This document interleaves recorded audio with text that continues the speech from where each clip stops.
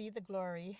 Hello, this is Glenee, your nurse educator. I just want to talk to you today about why strong Black women burn out in silence and how we can change that as healthcare professionals, registered nurses, how we can change that for the Black woman and her family. This is very near and dear to me, obviously, because I am a Black woman, number one, but because chronic job stress almost took my life and destroyed my children's life as a woman who had already buried her husband, single, raising children, finished school, and then I faced the forceful institutional force of systemic employment discrimination that left me battered and wounded. And it took years for me to just really explore the trauma that we experience when we are burning out as Black women in the workforce and how it impacts our workplace health, our domestic health, violence, and all of that. I will not be before you long because I am not a woman of many words. If you can identify with anything that I am saying to you, I do encourage you to take the self assessment test. The link I'll leave below the video. Contact me.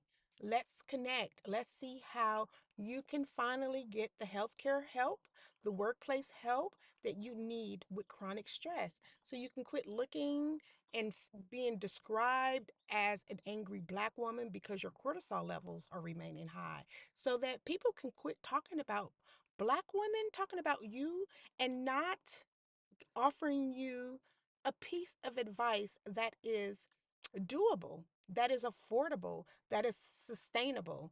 And so we're here to help you with that. I am here to help you with that.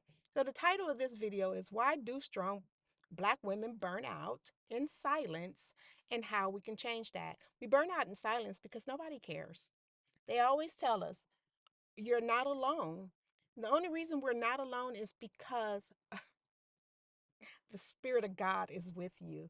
But it feels extremely isolating because the church don't even teach you how to tap into the Spirit of God and how to wait on the Lord when it's our job and our health that seems to be deteriorating right in front of us. They send us into the mental health institution, and finally, someone validates our experience, and we finally feel seen, heard, and take that opportunity to relax. However, you're on the wrong path if you're doing that. And so I want you to not be silent about the things that matter at work. We want to shift this cultural narrative around enduring the endurance of the impossibilities of work, endurance of chronic job stress. You don't get a reward at the end of your life for enduring stress, but you do get a reward for a job well done. And I want to ask you what I wish any professional would have asked me when I was going through 4 years of institutional force that caused me chronic job stress that could have had me diagnosed with lupus, delusional depression, fibromyalgia, placed on medication, and hasted my death. Is what is your God asking you to do?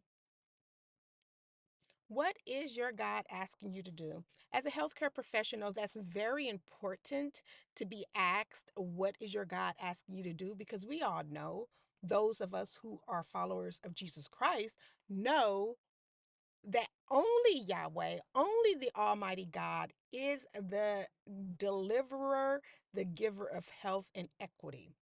So we want to talk to you about breaking that silence, consulting with you about career burnout and recovery. We do offer a 40-day plan with 10 steps to get you started and finished with addressing your career burnout and getting the recovery that you deserve. I want every person under the sound of my voice to stop going into the medical facility to deal with symptoms of job stress. That is not where you belong. You belong in education and consultancy, healthcare support, so that you can address these internal forces that are for real oppressing you. Okay? That's it. I'm at the park right now, just gonna like enjoy the environment and wait for you to send me your answers to your self assessment so that we can get nurses started on your case to see where we can help you. Okay? Well, you have a great rest of your day. Bye for now.